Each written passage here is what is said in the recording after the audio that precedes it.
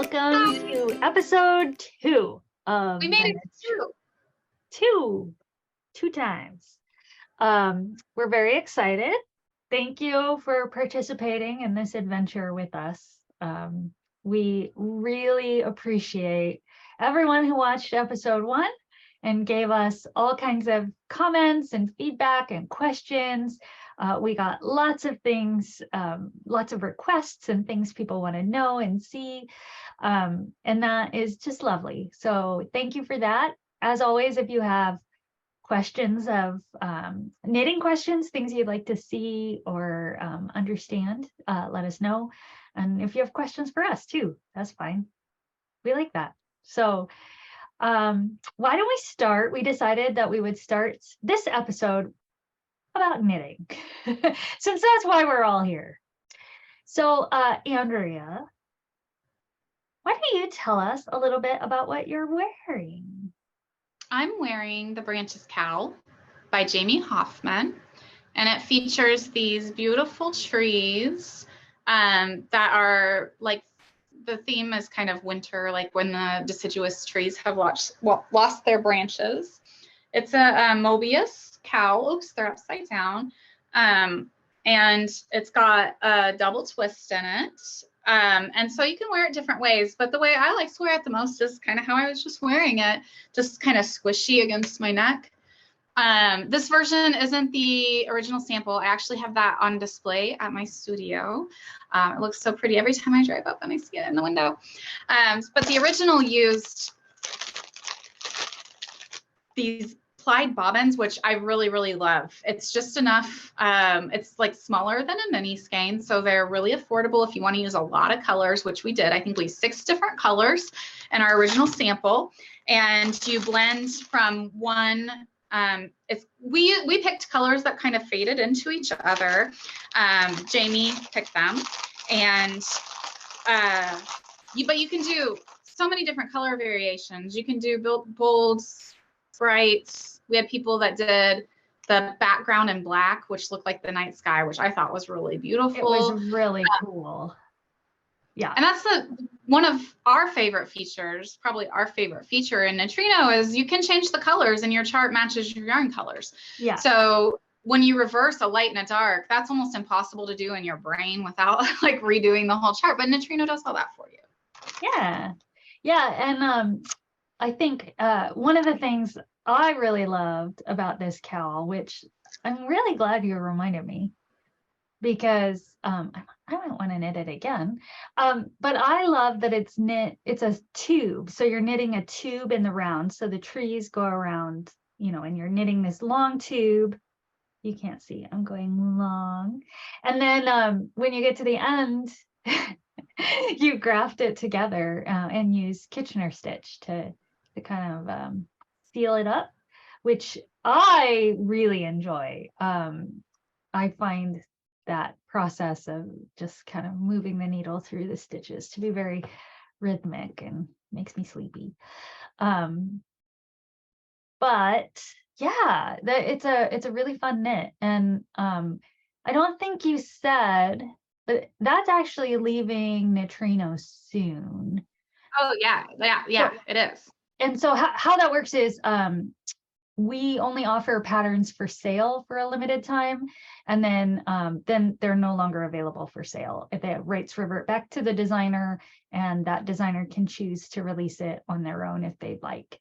But once you buy it, it's yours forever. So if you want it, you can buy it and then knit it as many times as you want. And you get, like, if it's something that has sizes, you get all the sizes. You only see one size at a time, but you get them all. It's a question people have a lot. But yeah, so I think, will you send me some bobbins? Maybe I'll knit it again. Yeah. I have all the different bobbins. I really did enjoy that one. It was so much fun. And I did it twice. You did. Yeah, I think I only did it once. And I unfortunately did not have the bobbins when I did mine. So I used something else, which was lovely, but not as great as those. Not as cute as those bobbins. And here's what I love too. about this is so you're joining those different colors all throughout, but since they're inside the tube, you don't really have to worry about the ends. Like as long as you do a good join or you weave them in as you go, you can save yourself from having to weave in. And so maybe that's what we'll show today, is how you can join different ways you can join new colors, just so people know. And yeah, it's a really fun knit. I enjoyed it. Well, and I think going back to what we're going to demo, yeah, it seems like such a basic thing, but people don't understand how to do it, especially if you're learning, but if you're doing it a lot within the same project even. Yeah, it's funny. It's so funny how many of those things, like once you know how to do it, you're like, oh yeah, obviously join a new color. But it's so funny how many of those things to a beginner are just not obvious. So anyway, I love showing tips and tricks and what to do when you forget to join. And anyway, I've been doing that a lot lately for reasons that will become apparent soon. So Andrea, do you recognize what I'm wearing? I do. I know that one. That one just came out. Yes, this just came out in December, I think. Yes. And this is the Angel's Landing shawl. I will just even show it this way so you can really see the pretty, and it's I'm holding it upside down, I think, but it is knit on the bias. Well, would you call, yeah, I call that on the bias. It's a small triangular shawl, and it is so much fun because it has all these different things going on, and none of the techniques or stitches are that challenging. But a lot of them will be new to people, which I think is always fun. So it starts just with the kind of garter stitch stripe, and then, changes to these wide stripes that have the slip stitches in them.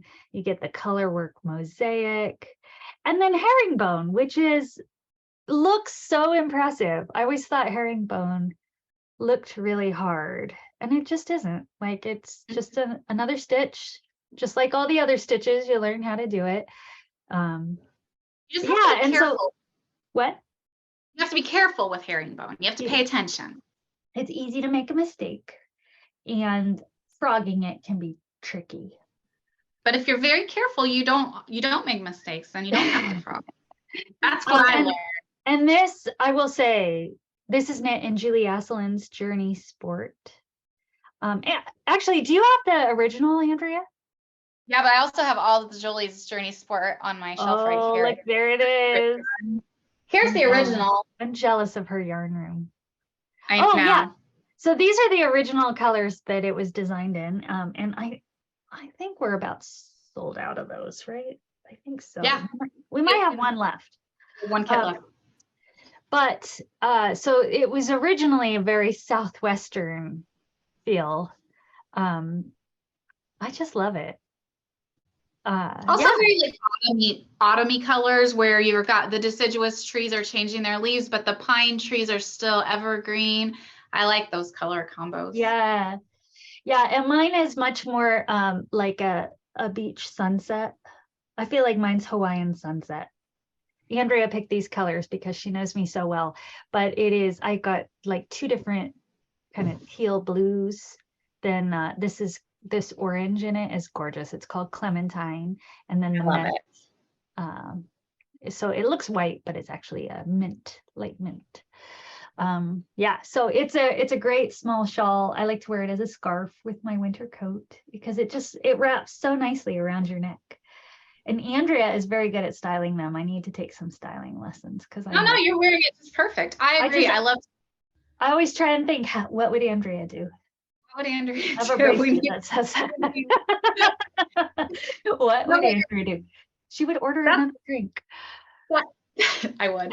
That is exactly how I love wearing them, like a little scarf and tucked into a cardigan or a coat. They stay in place so perfectly. Yeah. Awesome. So, okay, last time, what? Yeah, we're segueing to the next section of the show. Ta-da! Last time we were telling our story about Knitrino and how we started it. And we talked, I mentioned the evolution of a product, and I did dig up, I went back and did a excavation. That's like, I dug out the fossils. And so we're going to see those in a moment. But before we do, I just wanted to follow up on where we left it last time. Somebody asked us follow up that they were really interested in how we actually decided to start the business. So like even a little further back, like how did we decide that we were going to start Knitrino and do it together? And I think for us, we've always loved brainstorming business ideas. We've been doing it for a long time. I like to come up with really silly things, but that are real problems. But anyway, and it's just fun to kind of brainstorm things. And we had been talking about a lot of different options. And I don't think we knew that we wanted to necessarily start a company together. But we thought we might, like, is there a company that's worth starting? And Knitrino was definitely that. So am I remembering right? Do you have anything to add to that? Yes, but I do remember we did start thinking maybe education tools would be a good product. And that was pre-pandemic. Yeah. And I have to say, that could have been really, I mean, we could have been like the Zoom of the world or something. But I just think that there was too much in that space, and we realized knitting really had so little innovation in it, because I think it came out of some of the pains I was having as a knitwear designer, just not having good tools to even design patterns with. Yeah, and will you tell us your knitting story? Like, sure. Tell us about you, because I mentioned last time that I didn't knit. Yeah. When we started this, and so maybe next time I'll tell my knitting story, but I want to hear yours. So tell us, Andrea. It's really like, there's at least 2 chapters, probably 3. Mom probably tried to teach us when we were little, but I don't remember that at all. So the first chapter that I remember, my husband and I, he just joined the military, and we had moved to Mississippi 1 month before Hurricane Katrina hit, and we got relocated. And I didn't know anyone in Mississippi, but I made a few friends. I'd started teaching school there. Then I had to quit my job, and military moved us to Texas, and didn't know anyone again. And I didn't have a job now. And I mean, it's the first time in my life I was just sitting home feeling lonely. I went through just a really hard time that year. There was some personal crisis. And I took up knitting because I just needed something to keep my mind calm and like to stop feeling sad and lonely all the time. And I had to learn I probably got at Walmart like this booklet that had diagrams, and I think it was before YouTube, or before I knew about YouTube. And I learned from pictures. It was terrible. And I never really learned very fast because it was hard to learn, because like I said, YouTube wasn't around. I didn't even know about local yarn stores. I don't think there was one around me. And so I kind of got bored with it, and I stopped. It got me through a hard time, but I stopped knitting for years and years. We moved overseas, moved back to the States, moved from one state to another state, like series of 7 moves or something. And it was when we moved to Oklahoma that I made a really good friend. And she asked me one day, "Do you know how to knit?" And that was a life-changing question, because I was like, "Yes, I actually do. And I think I miss it." I said, "I'm not very good at it." And she was like, "Well, you can knit anything if you just do what the pattern says." And so I embarked on this journey of, like, each project I would intentionally pick something that I could learn a new skill with, because I realized I wanted to make bigger and better things. I'd seen this beautiful cardigan on Ravelry that I wanted to make, and I didn't know how to do color work, and I didn't know how to do a sweater, didn't know how to knit in the round. And so one project at a time, I just would learn a new skill. And thank goodness YouTube was around then. But really, I think that's kind of what Knitrino, one thing Knitrino is this way to grow, like one skill at a time. We try to teach something new with a lot of our patterns. Yeah. To make it easier than I had it. Yeah, a lot easier. Awesome. I'm just trying to think. So then how did you, because you have been designing, before we started Knitrino, you were designing a lot more, I think. Yeah. Maybe. But so how did you go from knitting your first sweater, right? Because that's what you were working toward. How'd you go from that to like getting into design, or even knowing that you wanted to try designing? To Was be it honest, I don't know. the lucrative pay? No, it really was. But for me, so I'm kind of neurodivergent. Like it's really, really hard for me to follow a traditional knitting pattern.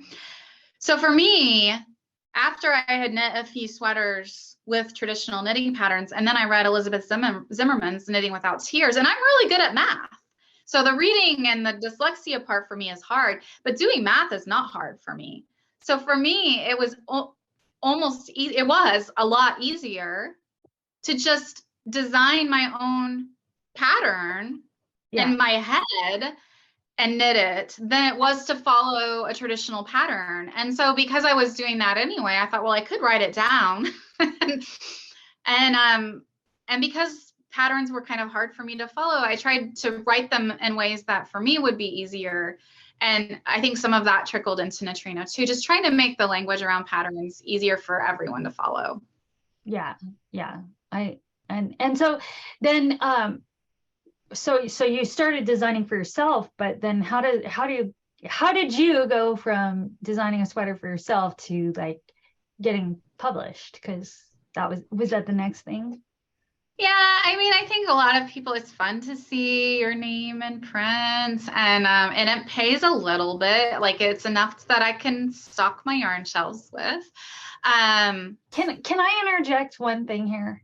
Just because you said it's fun to see, to put your name out there, to put your work out, your creative work out there. If it has value, please don't put it out there for free. I'm gonna put that out. Even if it's your first pattern and your pattern writing skills are crap, like don't put it out for free. You're not helping anyone when you do that. And yes, a lot of people might take it, but I'm not. Your time, your creative energy, all of that has value, and your pattern should not be free, no matter who you are. Okay, yeah. PSA over. Yeah. Well, and I mean, I would encourage anyone that wants to get really serious about putting something good out into the world. Don't put it out if it's not good. Like, yes. I mean, write it well, have some people knit it. If you can at all afford it, it's not that, I mean, I say it's not that expensive, but tech editing is about $40, $50 an hour. If it's a simple pattern, it should just take an hour. Make it good. I just don't know why people put things out in the world that aren't the best you can do. Like, well, I know why. It's because they have something that's unique and it worked for them. And they're like, well, maybe if I put it out here and it's free, like, I'll just be like, it's kind of a disclaimer on it. Well, I get it. Like they want to share. I think that's where the intention comes from. But in the end, it's just not worth it. I mean, I don't think it does you any good if you're putting something out that's not good. And I mean, I'm coming at this from someone who's tried to make money in this industry. Yes, exactly. All of that damages people who are actually trying to run a business. Yeah. And I mean, I know some people, it is just a hobby, but that flood of free patterns through Ravelry, I think has really made it hard on people who are trained designers who have put time into educating themselves and writing good quality patterns and working with tech editors and working with photographers. Anyway, that's just how I feel about someone who's tried to have a career in it. Yeah. Anyway, okay, so that was quite a diversion. Sorry about that. But I think it's worth saying because I know a lot of people kind of are interested in doing something like that, because I think as knitters, a lot of us have, you know, put our creative energy into our knitting, and we want to be able to share it. And I think my suggestion would be, if it is worth sharing, put a price on it. Yes. Help out Yes. everyone. Yes. Yeah. So at the last company I worked at, my CEO, who was my boss, he used to always say, the only things that are free are things that have no value. So that is, by extension, if you're putting something out there for free, you're telling everyone it has no value. So, okay. So let's see, where were we? I interjected. You were telling us you submitted to magazines, got published in magazines. Yeah, that's what I did. And I worked with magazines for a long time, and then I decided I would try publishing an independent pattern, and that went really well. And so I kept doing both for a while. And then one year I published almost one thing a month, and it was my most profitable year. And I was working full-time as a teacher, and I was designing like full half-time.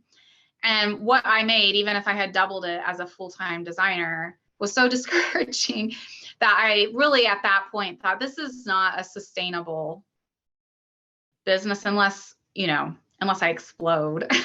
Which right. don't hit your dreams on that.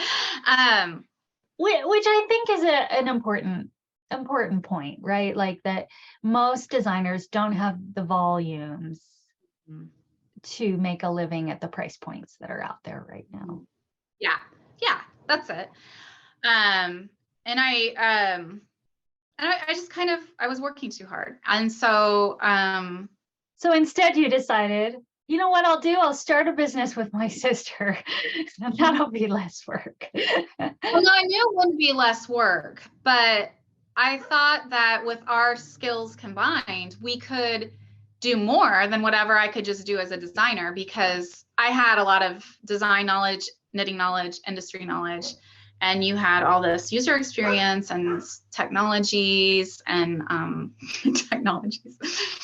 Yeah, I mean, I just thought we had some skills that could put something different into the market.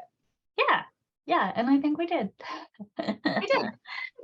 Okay, so on that note, shall we look back? Oh my gosh, I'm really excited because I haven't seen these things for a really long time. This will be fun. All right, I am going to, let's see if this works. I'm going to share. There it is. You guys, I can remember like maybe one version, so I'm going to be surprised by a lot of these. Okay, are you ready? I'm ready. All right, I'm going to narrate. So can you see this? Can you see my screen? Yes. Okay, so this is one of the very first mock-ups I did. And, you know, it's kind of where we started, which was this idea that we would break patterns into sections, so that it wasn't just all this text filling a page. We wanted it to feel kind of more like a recipe, where it's a step-by-step guide. And I just want to point out to all who are watching that at this stage, I did not yet know how to make it look like it was in a phone. So it's just on a blue background. And also one of my buttons has gone missing down here. But yeah, so we had this idea that there would be an overview that would show you all the sections of the pattern. You'd get these visual guides, and then it would just kind of walk you through the pattern. Do you remember this, Andrea? I don't remember this one at all. So before we ever started development, I actually built out, so for those who are familiar with product development, there is a term called MVP, which is your minimum viable product. And so I built out in Google Slides a mock-up essentially for me and for Andrea of what this would be like, based on, you know, our current thinking. And And the idea was to try and knit with it as a presentation. It was rough. I would tell you it was rough. But I think this was important because it was thinking through this model that kind of led us to that Google Maps analogy, right? That we wanted something that would kind of visually guide us through. Now I don't know how to go to the next one. Do I? There we go. That would visually guide us through the pattern. I remember this one. So here we have matured a lot. I figured out how to put a phone frame on our mock-ups. But this was a real pattern that we designed. I say we, I think Andrea did most of it. And it was a really simple lace chart. And this was, so last time I talked about building these mock-ups and actually having people knit with them. And this was the first one that we did that with. And so you can see it's actually starting to look a little Knitrino-like. You've got a chart, you've got a highlighted row, you've got your text instructions at the bottom. Again, these simple blue and pink colors, because it needed to be something and nobody had opinions, so I just picked blue and pink. Yes, any comments on this one, Andrea? Oh, I can remember so many things about like what kind of problems that pink highlighter bar. We thought the highlighter bar should be a color like yellow or pink, and then realizing, oh, if it's color work, what's that going to do to the color work? That's right. That's right. And same with the graying out the rows below. But some things stayed the same, like the little numbers with check marks. And every developer tried to talk us out of check boxes. That's right. They're all like, oh, let's not do check boxes. And we're like, oh no, you don't understand. Knitters check off their work as they're going. Like if they have a paper pattern, they're going to put a check mark next to it. This is what we learned from talking to many, many knitters, that many people do this. And they loved them. They loved the satisfaction of seeing them. And what did Cassandra say? She said something like that she felt like she got a little jolt every time she marked it. Yes. A little boost every time she marked a row complete. All right. So then the next one is subtly different. Can you see it, Andrea? Yes. You know what it is? It's the astral hat. It's the astral hat, which actually is in Knitrino. So this was a much more complicated design because, we started simple to try and rough out our ideas, and then we're slowly making them more complex. So, so again, here we've got a bigger chart. So we were thinking through what's it going to be like to use a bigger chart on a small screen? What are the interactions going to be like? Again, the pink and blue persist. This is before we did our color. I remember that too. I can remember that really clearly when we went deep diving into colors. Yeah, and what they mean and how we want people to feel. And notice that in this instance, we briefly moved the instructions to the top. We thought we'd try that. That didn't last, I don't think. All right. And then I remember this guy. Yeah. We hired our first UX designer, UX UI. This guy was really UI. He wasn't really helping a lot with. He was really nice. I really liked him. Lovely. He was lovely. His so for those who don't know, UI is the user interface. UX is user experience. So how somebody interacts with the product. But it is really starting to be more Knitrino-like at this point, slowly but surely. But again, he really wanted this kind of colored background, which it doesn't work with colorwork charts. So we got a start, we felt like, with him, and the things not shown here. He really helped us talk. We talked through a lot of the screens, like how somebody navigates through Knitrino. So he really did help us rough out not just the design, but how that interaction will go. And then two. we hired Tu, who is another UX designer, and she was awesome. She really She was helped us. amazing. She took us from a rough idea to a really good idea. And we worked with her for a really long time. She was so good. She was lovely. We really liked her. And so now I think hopefully anyone can see the resemblance to Knitrino. In fact, some of the icons on the bottom are close. Notice we're getting into the colors that we still use. Now, she wasn't a knitter, so actually, yeah, so this isn't a real pattern. And this was her mock-up, not ours. But, all right. And then, ta-da! So what to Knitrino today. So you can see very, very similar buttons, similar layout. We ended up getting rid of the highlighted bar, which was in almost every design. If you go back to this one, right? We almost always had a highlight for the row. But in the end, we just decided that with color work, it would be better to just put a light gray. It's probably hard to distinguish here, but there's a light gray overlay on rows below and rows above. And that brings the row you're on forward. So that way you can always see the colors you're working with.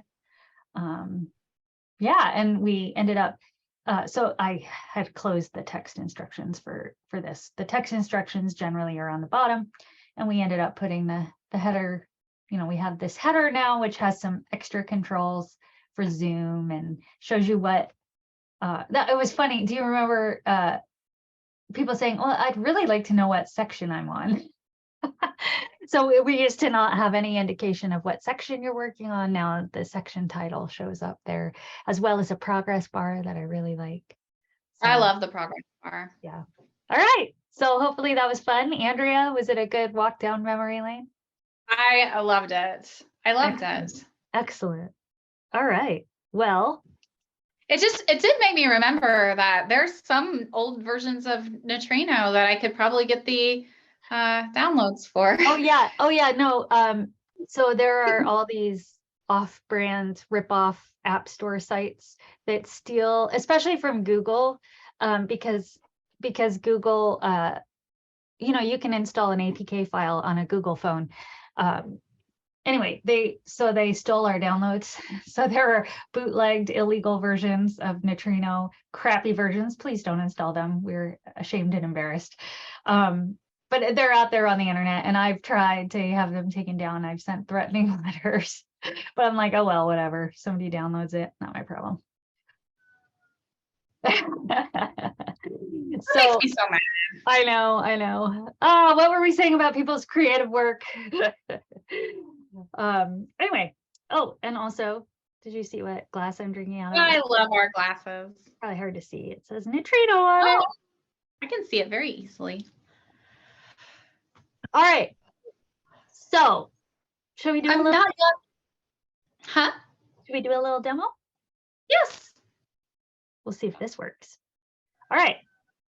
So we were talking about branches, which will soon be leaving Knitrino. Here it is. And so you can see these are all the colors that we used, all the different bobbin colors. And so let's take a look. I'm going to just create a new project and show you. There it is. I'm going to create a new project. There's only one size. So here's where you can change your yarn colors. So if you decided, for example, I don't know, that you wanted to do what, a light yellow? What do you think, Andrea? Yeah, somebody did do a light yellow version. Yeah, and then you could change all these as you want. I'm not going to change them all because it'll take me forever. I was going to do a hot pink. Okay, there we go, hot pink and yellow. And then you can tap let's go here. So now you can see all my colors are labeled. You can, I'm going to click choose a section here, and that's going to bring me down to all the section labels. And I'm going to just click on this first tree section because the first one's a swatch, which we should swatch, but I want you to see the trees that have changed colors. Oh, there it is in hot pink. Oh, I like them. So you can click this in the header. There's this yellow button that says fit to width. I'm going to just click that and it's going to do its best to fit the chart to my screen. So there's my tree.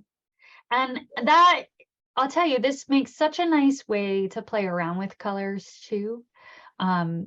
If you don't know like what order you want your colors in or how you want them laid out, this is a really good way to do it. And so with that, so like, let's see, I'm going to advance. I'm just swiping on this green box. So I'm going to advance here and you can see it just says join B. Great. How do I join B if I don't know already? And some of our patterns that are more targeted for beginners actually do show you how to join. We don't put that in all of them just because a lot of people know, and it's a little more visual chaos. So let me then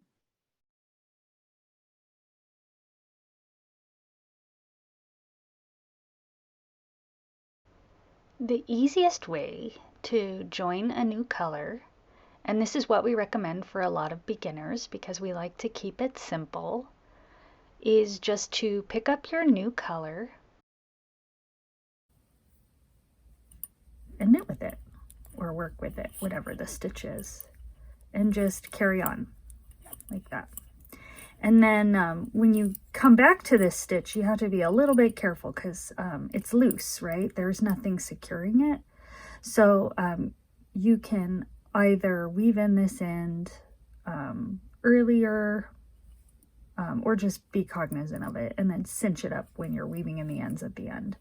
So that's the easiest way.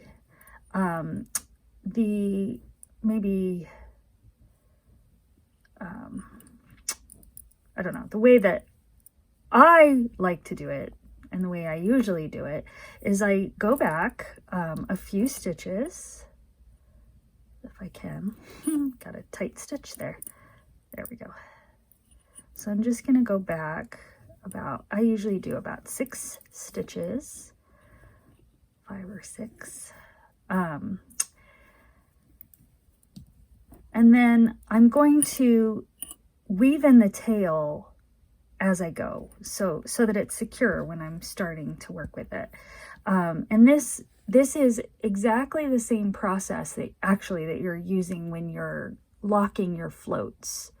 You might think of it a little differently because typically you're not using 2 hands if you're just weaving in an end. But so what you do is I've inserted my needle into the next stitch that I need to work, and I'm going to take my tail of my new color and lay it on top of my working yarn so that it's going to get trapped so I'm going to knit this, and you can see that it's trapped. And when I teach locking floats, I always teach you lock it and then you unlock it. So you're always moving the yarn back and forth. That prevents twisting when you're locking your floats. The same thing applies here. You're just going to go back and forth with the yarn. So you can either physically move the yarn, or really what you're doing is moving your working needle for each stitch over and under the yarn. So let me see if I can show you that. So I've just gone over the working yarn with my needle. For the next stitch, I need to go under the tail. I said the working yarn, but I meant the tail. So here's my tail. I need my working needle to go underneath it. So see how that's under it? And then for the next stitch, the working needle needs to go over it. So I'm going to bring it back down here. So you're just going over and under, and you can usually do that without moving the tail, but sometimes it gets a little difficult. There you go. And so now you can see that tail's all nice and secure. For things where the back isn't visible, like the branches cowl, it's a great example. You can just trim that a little shorter and leave it go, and you don't even need to do anything else with it. It's pretty nice and secure. This is a natural wool. It's going to felt with wear. So it's just going to get more secure as time goes. So nothing to worry about there. And then now it's all secure. And if I'm done with that working yarn, I can actually weave in that tail in the same way with the over and under. If I'm going to use it again, I would just leave it floating. Although I do typically want to secure it. You want to make sure that the yarn continues in the direction that it should go if you were to continue working with it. That makes sure that the forces are the same for this last stitch that they are for all the other stitches. So I'm just gonna, oh, I'm not weaving that in actually. So now I'm all set to work with my new color, and there you go. There's my join. This is gonna be invisible. You might see it a little bit now, but you can, as you pull it snug, it'll just vanish behind the work, especially with blocking. Now, what usually happens is I forget to weave in my end until it's time to use it. So you can do that manually as well. So what I'm going to do here is just pull this out. See how secure that is? It's great. So now I'm at the end of my row, and I'm like, oh, I need my blue. Forgot to add it before I needed it. Hang on, I got a little tangle here. So what I do, where did that go? Is I just grab a tapestry needle and thread it. Here is my beginning of round marker. If you're using double points or flexi flips, always helpful to make sure you're in the right spot. Now this does exactly the same thing as weaving it in the way I just showed you. You're going to take your tapestry needle and what I'm, let me see if I can zoom in on this. You're going to come up through the float between these two stitches, float, leg, whatever you call it, shoulder, I've heard, I like shoulder. You're going to come up through that, and then you're going to just go down through the next one. Always working on the connections between the stitches, and that'll keep it invisible. And then you come up through this one and go down through the next one. And so this one's a little hidden. If you can't see it, just pull it a little, because those stitches get a little twisted on the needle sometimes, especially before blocking. There you go. And you can see this looks just the same. I'm weaving it in the same way I would have had I done it as I was working. And honestly, that's enough probably right there, but I'll do one more just so I end with a down. Again, you can just trim that short, leave it go. See how nice and snug that is? And that does the same thing. So now I can just switch. I'm gonna make sure this tail is going in this direction. This tail is going in this direction, which it should do if I were to continue knitting with it. And then I'm just gonna start knitting with my new color. Now, if I'm not changing colors, there are two, or if it's a fade or something like that, there are two additional options for me.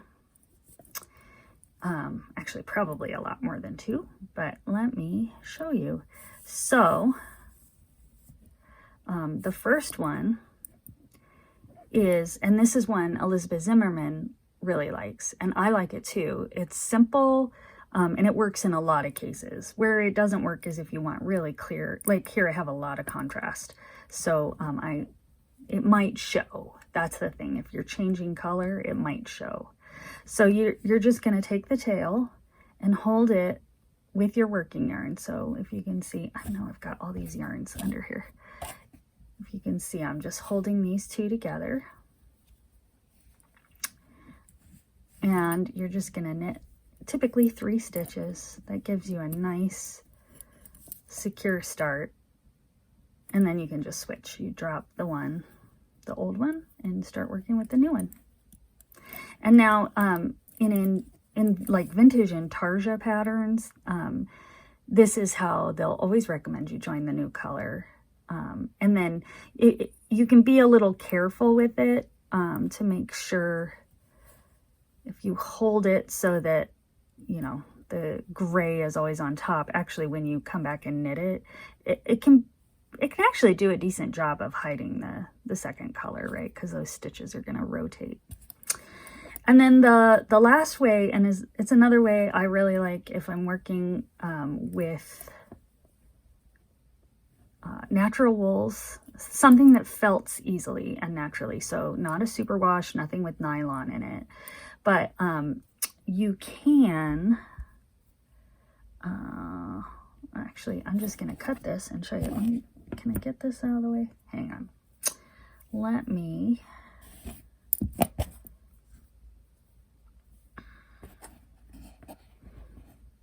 Okay, so for this one, if this is my old working yarn and my new working yarn, or vice versa, doesn't really matter. For the first thing I do is especially if it's a bulkier yarn, like this is a worsted weight, if you end up with 4 strands, that can get a little bulky in your knitting. So what I like to do is just undo a little at the top. And for anyone here who works with electronics, this might seem familiar to you.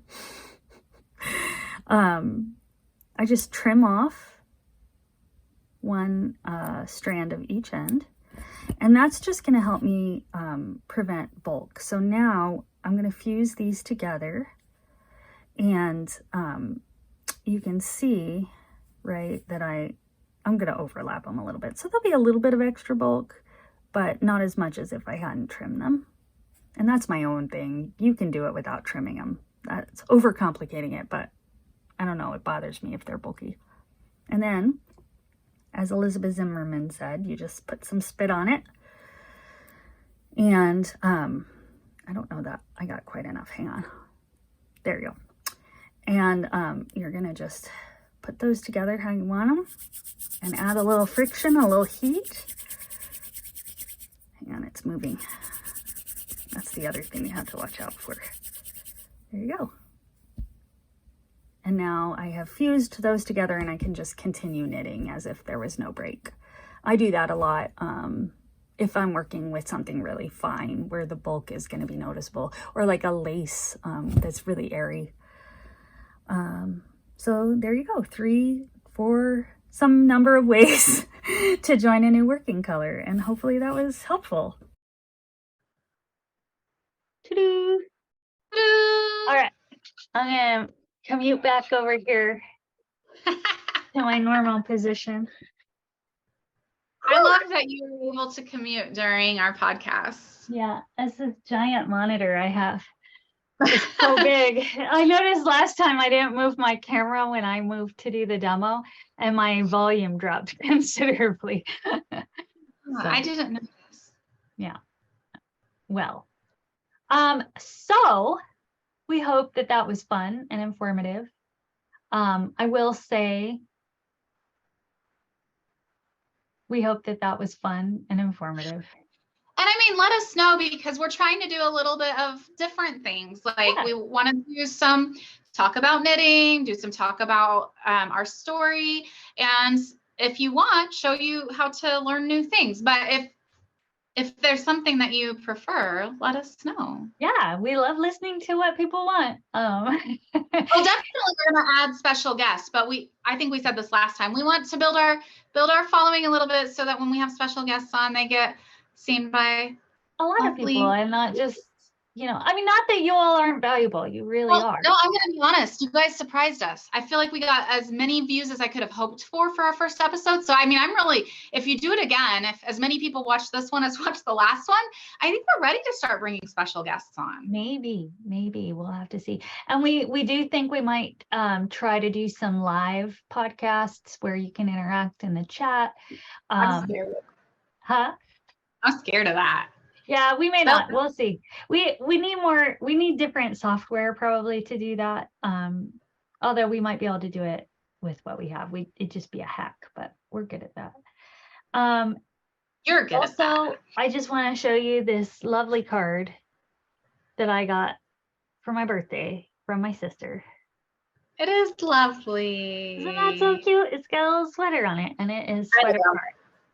It is a collaboration between Brooklyn Tweed design team and artist Mark Hall Patch, I think. The font is so small that my very old eyes can't read it when I'm wearing my computer glasses. I have to switch. I don't know if Brooklyn Tweed stocks those anymore, but if they do, it's like got 4 different knittings. Like there's a mitten one. I have loved having those note cards, and I only have one left.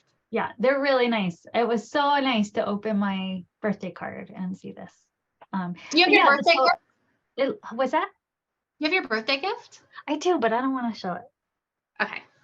It's so good. I love it. Okay. It's the best birthday gift, but okay. It's secret right now. Okay. We can talk about it, whether we should show it. Okay. Oh, one quick follow-up. Can I show something that's only kind of Knitrino? So last time I showed a little naughty scarf. It's so cute. I'm so excited for everybody to see this. You guys are going to die how cute she is. So last year I made myself a Christmas sweater, and I also started a hat, and it was almost done, kind of almost done. It's a vintage hat, like a pixie hat, and you make a scarf that ties around your neck. But I got bogged down in the scarf. So what did I do? I put a little naughty. I love it so much. I love it so much. I want one. I don't even know where I would wear it, but it's like Red Riding Hood. It is so silly and cute. So all of this is because I love to wear my knits skiing. And I always wear my red sweater that I made last year skiing. It's my favorite thing to ski in. It's so cute. And I do my hair up all vintage. So, skiing for me is equal parts skiing and modeling my vintage fashion. And I cannot wait. I always have to wear a hat that clashes because I don't have anything red. And so now I have, and I got my little naughty scarf. I sewed it to the base. It works perfectly. Like, it's nice and thick, keeps me warm. So it's so cute. I can't wait to see pictures of you in the bobby pins. Yeah, I can't wait. So cute. We were supposed to ski. We were supposed to be skiing today. Yeah, but no. All right. Well, everyone, thank you. If you made it this far, thank you. Thank you. We appreciate you guys watching, especially if you watch this point right now where we thank you for watching. Yeah. And if you haven't already, please do subscribe to our channel. I will tell you that having a subscribed base will let us unlock more features from YouTube, which will be really nice for us. That's what we would love to do. So if you haven't already, please do subscribe and let us know what you'd like to see next. We are all ears. All right. Take care, everyone. Bye, everyone. Bye.